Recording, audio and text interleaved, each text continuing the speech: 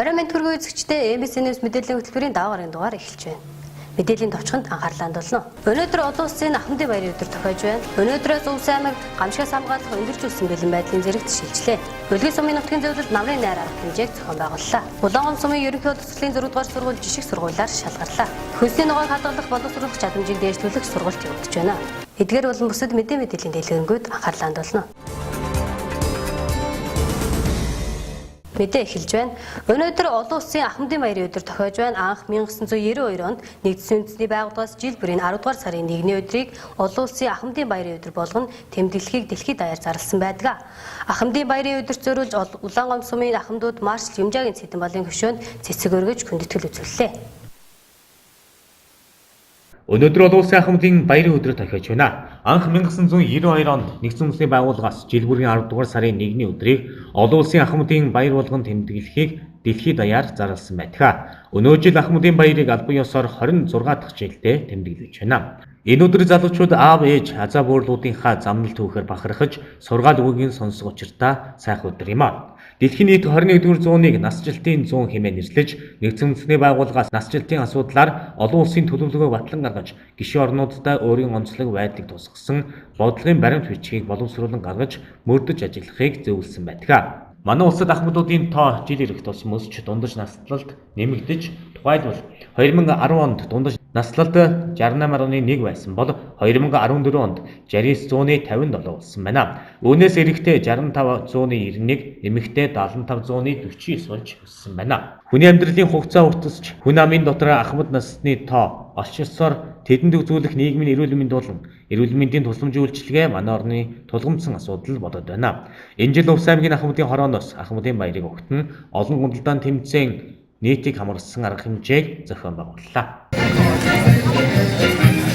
Аймгийн ахмадын хорооны тэргүүлэгчид нийт ахмадуудынхаа нэр өмнөөс баярын мэндчилгээ дэвшүүлж аз жаргалаар дүүрэн байхын өлзөөтэй өрөөлөө өргөн дэвшүүлье.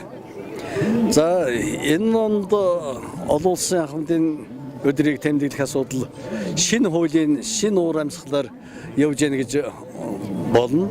Энэ юугаараа шинэлэг байна вэ гэдэг зэрэг аль болох энэ аймгийн ахмадын хорооноос ахмадын байгууллагуудаас зохион байгуулж байгаа арга хэмжээнд аль болох ахмадуудыг олноор оролцуулах гэсэн ийм эрхэм зорилго тавьж байгаа. Тэгээд энэнийг хангуулахын төлөө ажилласан. Тэгтэл алиовхэн төгс төгөлдөр гэж юу байх вэ? Бүрэн энэ асуудлыг шийдчихлээ гэх асуудал байхгүй. Ер нь бид нар энэний эхлэлийг тавьж байгаа. Юу яаж эхлэл тавьж яах вэ гэхээр багуудаар ахмадын байгууллагуудыг байгуулсан. Ахмадын зөвлөл гэж бий.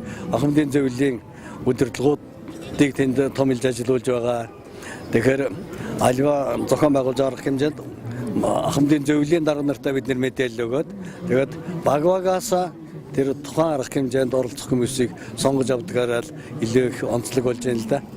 За тэгээд олон төрлийн уралдаан тэмцээнийг зохион байгуулсан. Тэгээ Улс аймгийн нийт ахмадуудаа болон 11-р багийн ахмадуудаа бас өнөөдөр ахмадуудын баярын мэндийг хүргье. За тэгээ ахмадуудын баярыг өгтөж олон төрлийн тэмцээнүүд явагдаж байгаа. Эндээс одоо бас манай 11-р багаас бас нэлээд нэвтрэлтэй оролцсон бас 3-р байр, 2-р байранд орсон хүмүүс бол байгаа. Мөн одоо ахмадуудын баярыг тохиолдуулж аймгийн хэмжээний уртын дууны уралдаан болсон. Энд бас манай 11-р багийн одоо ахмад гишүүн Чимэд ах маань бас тусгай байрын шагнал авсанд бас их баяртай байгаа.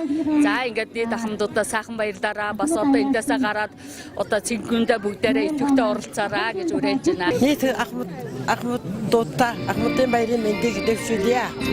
Ингээд ахмадын төр засгийн захиргааны зүгээс ахмадууд зориулсан төрөлхтөн уулзалт тэмцээн аялал зугаалгах гэсэн өчигдөр гашууны голд 30,000 ахмадын зугаалга болгож сайхан болж өнгөрлөө. Нэг өдөр агаас салхинд гарч нийт ахмадууд маань алжаалаа тайлж сайхан байлаа. Ингээд нийт ахмадуудаа ахмадын баярын мэнд хүргье. Урдуур жилиг бол энэ жил сайхан улаахан эцэгтэй асуунууд сайхан боллоо. Тэгээд бүх ахмадуудын баярын мэнд хүргье. Ахмадын баярыг тохиолдуулан Улаан сумын ахмадууд бүхэн өргөнд цуглаж цэнгэх өдөр арга хэмжээг зохион байгууллаа.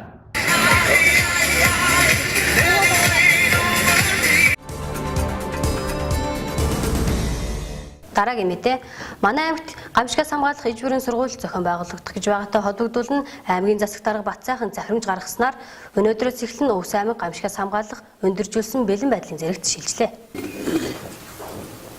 Аймгийн хэмжээнд гамшигаас хамгаалах ижбүрийн сургууль зохион байгуулалттай холбогдуулан төрийн болон нутгийн захиргааны байгууллага хуулийн этгээд иргэдэг 10 дугаар сарын 1-ний өдрийн 9 цагаас 10 дугаар сарын 7-ны өдрийн 21 цаг хүртэлх хугацаанд гамшигаас хамгаалах өндөржүүлсэн бэлэн байдлын зэрэгт шилжүүлэх аймгийн засаг даргын 612 тооц захирамж гарлаа.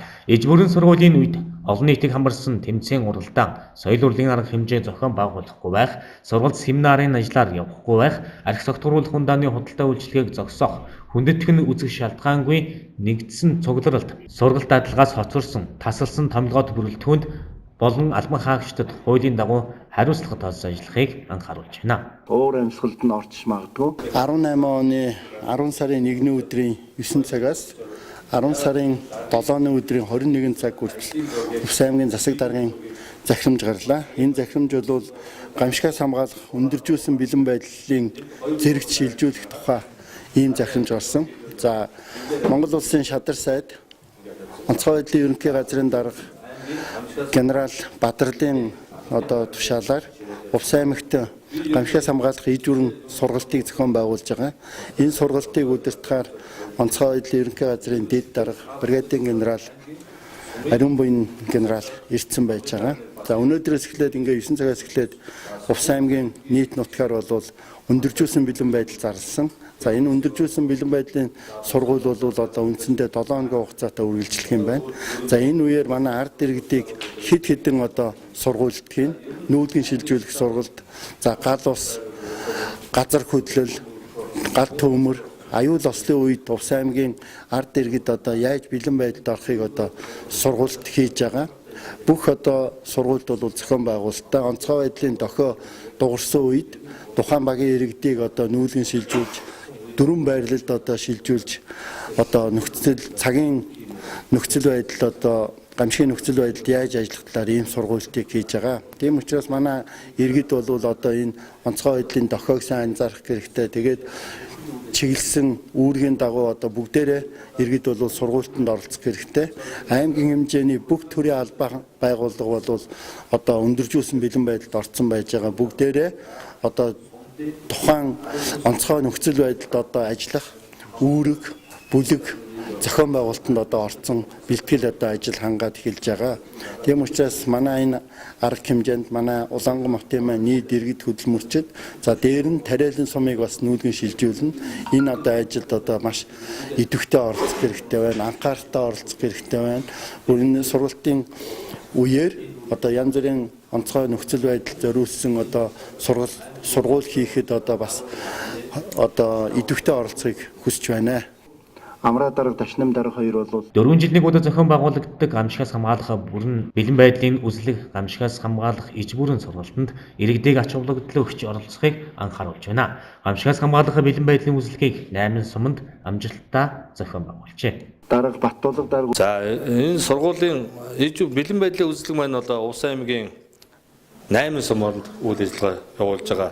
Гамшигаас хамгаалах мэрэгжлийн анги, за иргэдийн сургалт бус талаар үзлэг шалгалтыг явуулсан. За сумдууд маань ер нь бол гамшигаас хамгаалах чиглэлийн үйл ажиллагаагаа бол зохион байгуулаад явуулж байна. За хуулийг сурчлах, гамшигаас хамгаалах хуулийг сурчлах, гамшигаас хамгаалах талаар иргэдийн мэдлэг боловсрол дээшлэх талаар бас анхаарч ажиллаж байна. За иргэд маань бас энэ гамшигаас хамгаалах хууль маань 2017 онд шинжилэн батлагдсан байгаа. Эндээ иргэдийн эрх үүргүүд заагдсан байгаа. Түүний дагуу бас оролцдог юм байна гэдгийг бол хүмүүс гамшигаас хамгаалах бэлэн байдлын үзлэгийг бол ер нь бол явуулаад дууссан байгаа. Өвс аймгийн хэмжээнд. За гамшигаас хамгаалах бэлэн байдлын үзлэгийн нэгдсэн дүн бол Монгол улсын шадар сайдаар батламжигдаад аймгийн засаг дарга Батсайхан дарга дээр нь аймгийн засаг дарга бусад 10 сум руугаа энэ дүн гэлгээж энэ дүн гарна. Ер нь дүн гэдгээс гадна бид нар бол харилцан зөвлөгөө өгч ажилласан байгаа. Ийм тал дээр анхаарах хэрэгтэй юм байна гэдгийг бол зөвлөж явсан. За ер нь бол манай гамшигаас хамгаалах үйл ажиллагаа явуулж байгаа сум орнотгийн удирдлага бол ер нь нэг талдаа яг номдор заасан тийм ээ тийм байгааг байдлаараа бэлдсэн байсан. Ер нь бол бидний иргэн хүн энэ аюулгүй байдал хангаж амьдралд ойрхон байдлаараа бэлтгэж оролцох нь зүйтэй гэдгийг бас сум аймаг сум иргэдээ бас анхааруулах хэрэгтэй. Жишээ нь одоо үндэсний аюулгүй зөвлөлд гаргасан гэсэн зөвлөлтийн аймагаас маш олон төрлийн зүйлийг иргэнийг бэлтгэх гээд заасан. Тэрэн дотроо бол одоо хамгийн өвлийн хүүтэнд улирал эхэлж байгаа дулаан хувцас. Тийм ээ.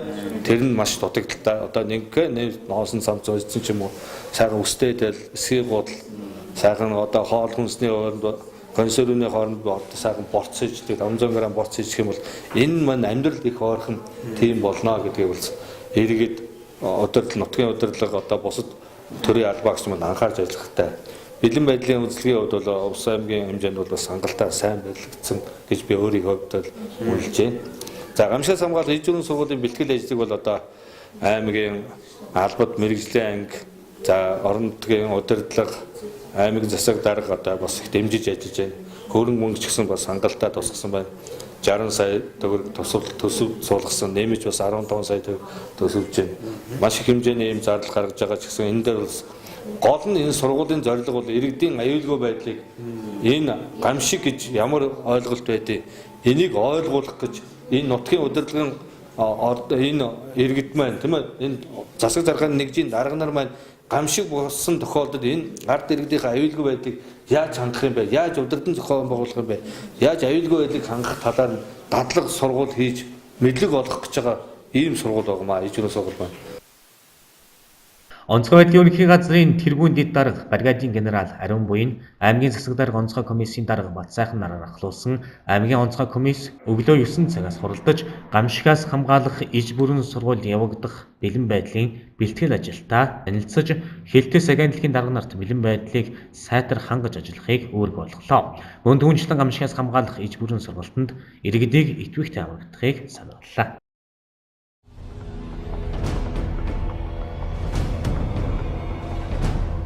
Засгийн газрын баасан гарагийн хуралдаанаар эх оны төсвийн төслийг хэлэлцжээ. Энэ талаар сангийн сайд Хүрлбаатар мэдээлсэн байна. Түүний хэлснээр мэрэгжлийн сургалт үйлдвэрлэлийн төвийн сурагчдад сар бүр 100 мянган төгрөгийн тэтгэлэг олгож байхаар мөнгийг нь төсөв суулгажээ. Мөн зэсийн үнийг 2019 оны төсвийн төсөөллөөс буулгаж оруулж ирсэн. Энэ дэлхийн эдийн засаг өрнөх үйл явцыг урьдчилан тооцоолж гаргасан харьцангуй бодиттой төсөв болсон гэж үзэж байгаагаа танилцууллаа.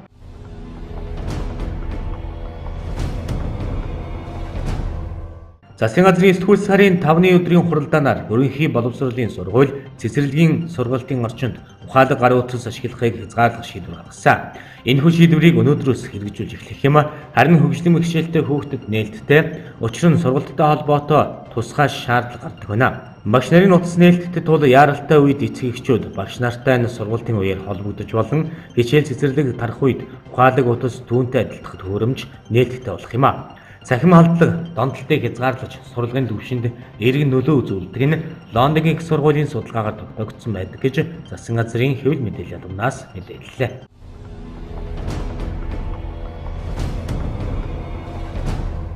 Хүнсээ хөдөөж байгаа хөнгөн үйлдвэрийн яамны сайд улсын ургацын комиссийн дарга Батсорыг ургац хураалтын ажил чигдэрсэн энэ үед тариалангийн талбайг малын хөлөөс хамгаалах, малыг байнгын хариулга малгайтай байлгах, малчид иргэдийг 10 дугаар сарын 15-ны хүртэл тариалангийн талбайгаас 15 км-ийн алсад намаржуулах, хураалтын ажилд оюутан сурагчдыг татан оролцуулах ажлыг үр дүнтэй зохион байгуулах тухай чиглэл өгсөн.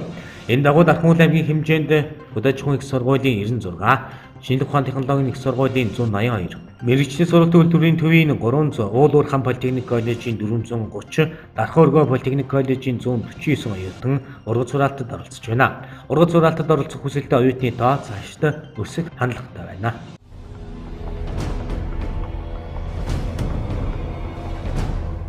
Жил бүрийн 10 дугаар сарын 1-ний өдрийг Монгол улс ахмадын өдөр болгон нэмэлтгэ. Үндэсний статистикийн хорооноос ахмадуудтай холбоотой зарим тоо мэдээллийг инфографикаар хүргэж байна.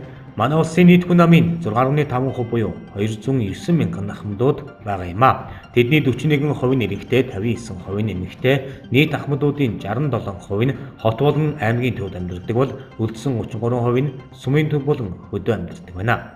Мөн нийт ахмадуудын 75% нь тэтгэврийн зээлтэй байна. Дараагийн мэдээ. Өвс аймагт өлгөө сумын нутгийн зөвлөлд намрын найр арга хэмжээг зохион байгууллаа. Тус сумын нутгийн зөвлөл өнгөрсөн онд хийж бүтээсэн ажлаа тайлагнаж эх онд сум уран нутагтаа хийх бүтээн байгуулалтынхаа төлөвлөгөөнд иргэдийн санал бодлыг оролцуулан дэмжих зорилгоор намрын найр арга хэмжээг зохион байгуулсан юм. Өвс аймаг дэх өлгий сумын нутгийн зөвлөлийн намрын найр арга хэмжээнд 100 гаруй хүн оролцлоо. Сумын удирдлага Өвс аймаг дэх нутгийн зөвлөл хамтран Улаангом суманд оршин суудаг ард иргэдтэйгээ уулзаж сумор нутгийн хөгжил дэвшил хийж бүтээсэн ажлын зохион байгуулалтын талаар хэлэлцлээ. Мөн уулзалтын үеэр өвс соёлоо үр хааж үедээ уламжлан үлдээх зорилгоор уртын дууны уралдааныг зохион байгууллаа. Өлгий сум бол бас сүйд байгуулагдсан жижиг сумч гэлээ гэсэн алдарт нь төвхт нь олонтой. За өлгий сум бол одоо Гиван Баатрийн төрсөн нутгийн байгаа юм. Тэгээд улаан ямаагаараа бас алдартай ийм сум. Шинжлэх ухааны доктор өндөгний бүрвэ гэж одоо сайхан доктор байсан. Гэх мэтлэн өлгий сум бол улсын аварга малчин 10 байсан. Одоо сүүлийн үеийн сайн малчдыг нэмэх юм бол 14, 15 дахь аварга маань төрөөд байна. Ийм одоо алдартай нутаг. Тэгээд энэ найраа бол цаашдаа бас уламжлал болгоод ингээд зохион байгуулаад жил болгоно хийхээр ингэж төлөвлөд ажиллаж байна. Өлгий сумынхан маань ажилласаг хөдөлмөрч ийм иргэд байдаг. Тэгээд иргэд хөдөлмөрчтэй бас нутгийнхаа зөвлөлийн нэрийн өмнөөс эрүүлэн сайн сайхныг хүсэж байна. Ажил хөдөлмөрт нь өндөр амжилт хүсэж ирэж байна. Энэ өлгөө сумын нутгийн иргэд цуглаж нутгийн зөвлөлийнхаа юугаар уулзаж одоо энэ зугаалга хийж байгаад их баяртай байна. Дахин одоо энэ ирэх жил одоо манай сумын 60 жилийн ой болно. Тэгээ тэр ойдоо бид нэр бүхэн идэвхтэй оролцох, ойдоо очих энэ үр айлгаа одоо дэвшүүлнэ бид нэр тэгээ цаашдаа дахиад одоо ямар нурганы ямар үйл ажиллагаа явуулдаг юм тэрийг нь одоо ярилцж хэлцэж одоо ингэж одоо сайхан идэвхтэй байх юм л одоо үйл ажиллагааг эхэлж байгаа хүмүүс. Тэгээ урд нь одоо цагаан сар бараар нэг л уулздаг тэгэл бусд нэг 100 мөн их дэлгэр цагаар нэг уулзаж ярилцж байх нь ховор байсан. Одоо харин ч жоохон оройтлог ихтэй дараа жил бол дахиад арайтах нь уулзаж цуглах үстэй ихтэй намрын сайхан наалгар өнөөдрийг сайхан өдрүүл да. Их баяртай байна. Манай өлгөө сумынхан тэгээд одоо энэ манай ойр уртын дуучдын өлгий одоо цөм болсон нутгалда манай сум болвол тэгээд одоо тэр намрын сайхан найр уртын дууныхаа аягшгийг одоо бид нэр өдөржингээд уулах байх уу ер нь тэгэл одоо энэ их сайхан найр болж яах гэсэн юм нэ. Өлгий сум өнгөрсөн онд иргэдийн үйлчлэгийг түргэн шуурхаа болгох зорилгоор хэд хэдэн ажлуудыг шат дараалтайгаар хийсэн байна. Үүнд сумын нэмлэг болон захиргааг шинэ машинтай болгохоос гадна багийн дарганараа мотоцикл, компьютерийн хэрэгцээгээр хангасан байна. Мөн арга хэмжээний үеэр эх жил болох сумын 60 жилийн ой огт нь сумынхаа өнгө төрөх бүтээн байгуулалтанд зориулж суманда хатуу хучлалтаа зам тавих, спорт цогцлбор барих, гудамж талбайн гэрэлтгүүлгийг шинжилэн засварлах гэх мэт олон ажлуудыг хийхэд төлөвлөжээ. За сумын ард иргэдийн бас аж ахуйтай амьдрах нөхцөл орчныг бүрдүүлэх зорилгоор сумын нэгдсэн планы үйл ажиллагааг бол өнгөрсөн жил холбосон суманд мөн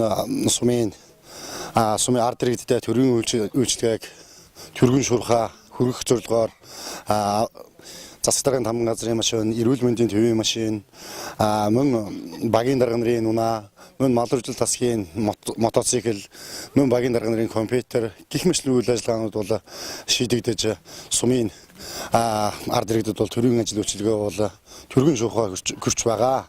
За ингээд улаан ямааны ажлын хүрээнд бол одоо 80% та явж байгаа гэж ирнэ бол үзэж байгаа.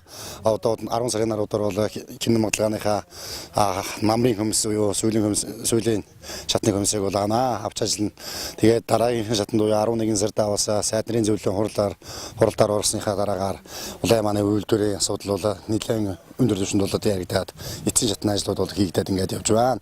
За энэ зүүнний хувьд бол бас сумын доктор байрны засвар 400 сая төгрөг, сумын ахлах сургуулийн засвар 400 сая төгрөг, сумын ахлах сургуулийн доктор байрны засвар Азийн хөгжлийн банкнаас 196 сая төгрөг гэсэн үйл ажиллагаанууд бол хийгдээд явж байна.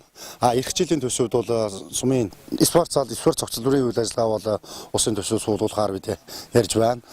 Мөн сумын төвд дэх хатуу хучлалтаа 1 км автозамын үйл ажиллагаа, мөн соёлын төвийн барилгын их засвар, цэцэрлэгийн засвар, гудамж төсвийн хүрээнд сумын төвийн гэрэлтүүлэг гэх мэтлэн бүтээн байгуулалтын үйл ажиллагаанууд бол шат дараатаагаар хийгдгээр төлөвлөө явж байна. Энэхүү үйл ажиллагааг бас хийж, дэмжиж, тусалж явдаг Улсын хурлын гишүүн Чимдийн Хөрлбаатар, аймгийн хурлын төлөөлөгч Амар Заяа нартаа бас баярлаж талархалж явдаг. Сумын нийт ард иргэдийнхээ нэрийн өмнөөс бас баярлаж талархснаа илэрхийлье.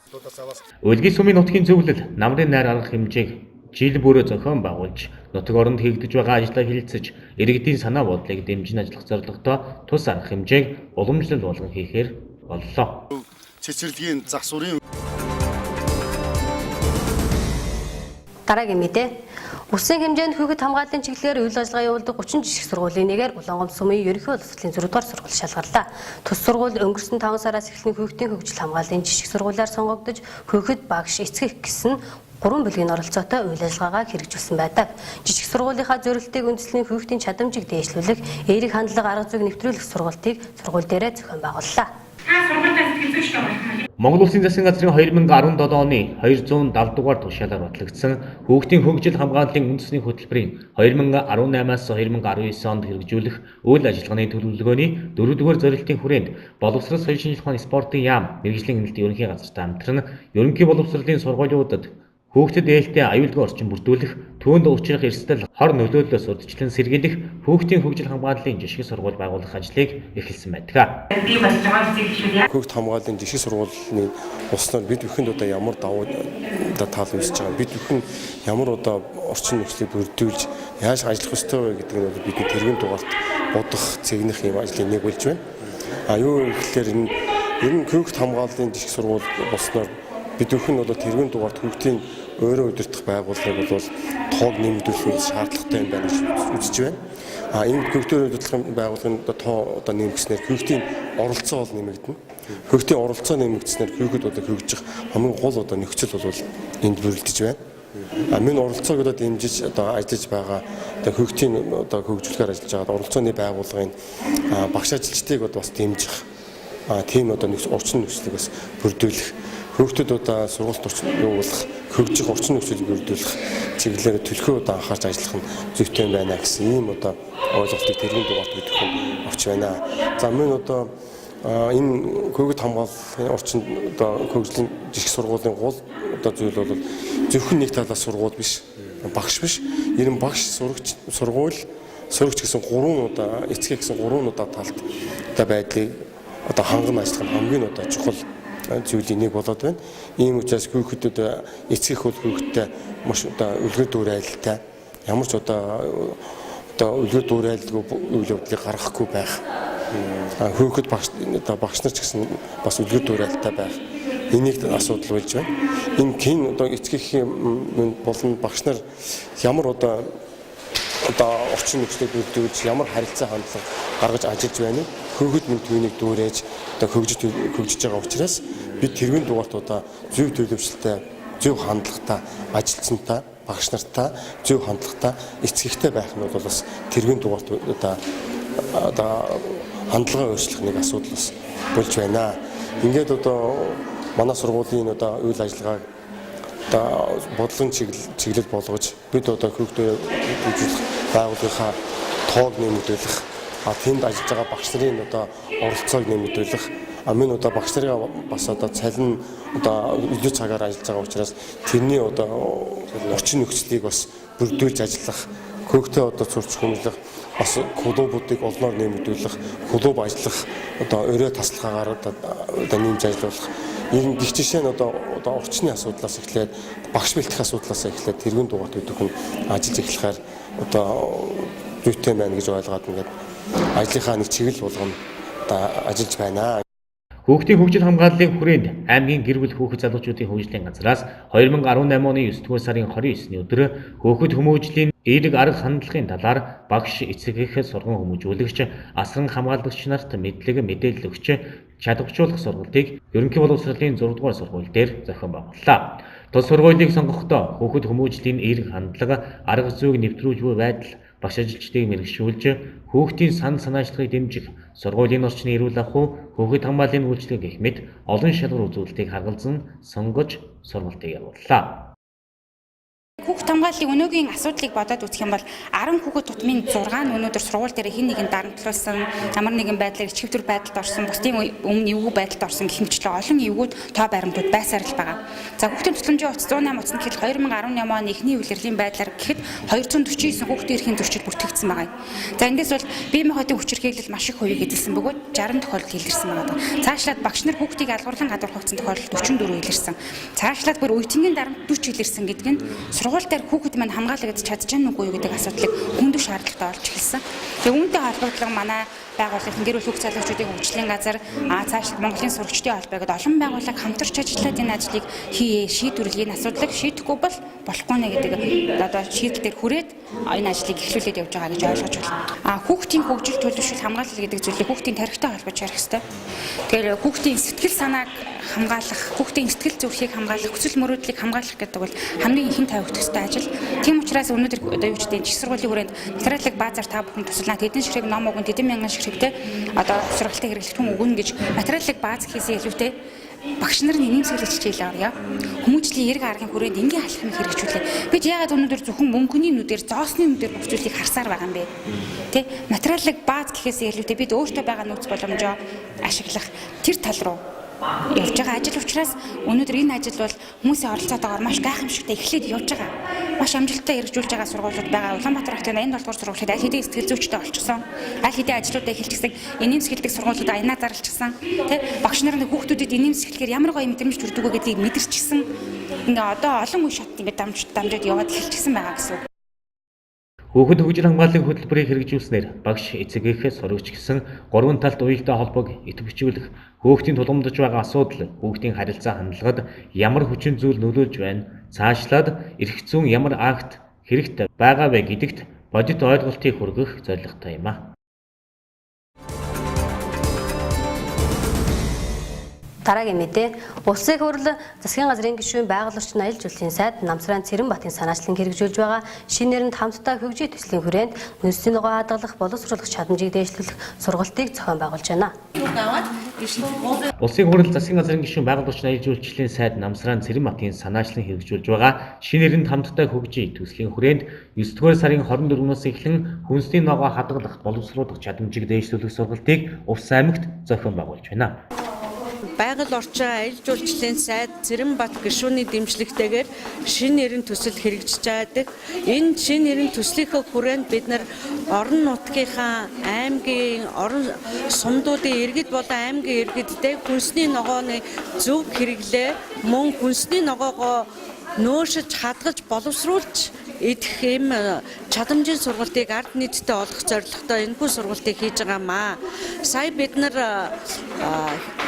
малчин, завхан, тариалан, хов, наран булаг сумуудаар сургалт хийгээд яваад ирсэн. Энд бол манай сумын иргэд маш их сэтгэл хангалуун үлдсэн. Яагаад гэвэл манай энд ногоо тарьж чаддгүй ч гэсэн бид нар зарим бүтээгдэхүүнээ хийгээд сурчлаа. Энэ маань биднэрт одоо баялаг бүтээх дээрээс нь одоо өрхийнхээ хэрэгцээг хангах хэрвээ цаашаа суралцаж чадах юм бол баялаг бүтээх өөрсдөө ажлын байр бий болдог сайхан сургалт боллоо гэж маш сэтгэл хангалуун болсон. Сум орон нутагт хүнсний ногооны зөв хэрэглээг бий болгох, нөөцөлж хэрэглэх чадамж олгох сургалтыг иргэдэд үн төлбөргүй явуулж байна. Энэхүү сургалт нь 10 дугаар сарын 1-2-ны өдөр ерөнхий боловсролын 6 дугаар сургууль дээр явагдах юм а. Тус сургалтанд нэг багаас хэдэн ч хүн оролцох боломжтой юм а. Манай энэ улаан гомын иргэд маань идэвхтэй оролцож энэхүү сургалтантаас илүү их одоо өрхийн үйлдвэрлэл бизнес болох боломжтой ийм сургалтандаа хамрагтаасаа гэж хүсэж байна. 31-2-нд Улаан гом хотод 6 дугаар сургууль дээр явагдана. Энд бол та бүхэн өөрсдөө хүрээлэл ирэхэд болно. Бүх материал боломж нь энд байгаа.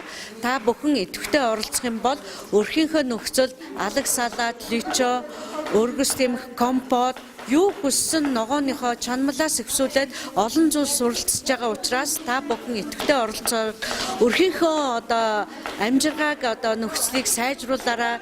Хэрвээ ингээд өөрсдөө өрхийн нөхцөл ногоогоо дараа сурчих юм бол цаашдаа бизнес болох боломжтой ийм сургалт байгаа шүү гэд онцолж хэлмээр байна.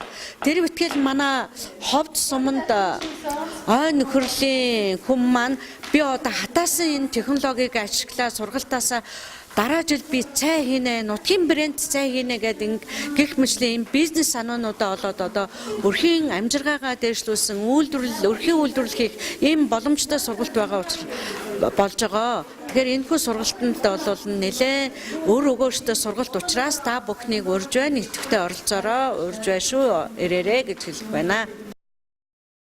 Хүнсний ногоо хадгалах боловсруулах чадамжийг дээшлүүлэх сургалтанд хамрагдсанаар өрх гэрийнхээ нөхцөлд салаат өргөс хэмэх компани зэрэг хүнсний бүтээгдэхүүн хийж чаддаг болохоос гадна цаашлаад бизнес болох боломж нөхцөл иргэдэд бүрдэх юм а.